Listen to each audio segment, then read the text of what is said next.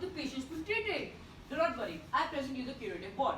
Good morning, I'm Yash. I am Minal. And I'm Prakul, and we present the CURO ROBO nurse. Alexa, tell us about yourself.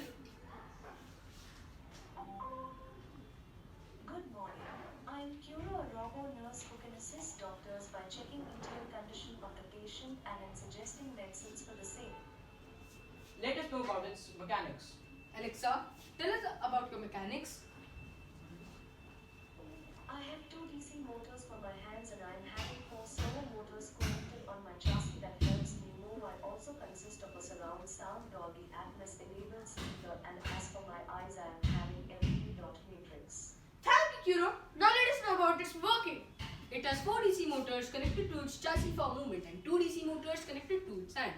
The basic idea is that the robo can assess the temperature, blood oxygen level and the heartbeat rate of the patients. In order to do that, the first hand will go up and wait for 7 seconds, thus assessing the temperature of the patient.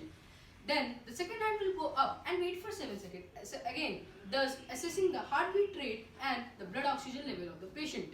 It also has an inbuilt calling feature so that the doctor and the patient can connect with each other. Now let us see its movement.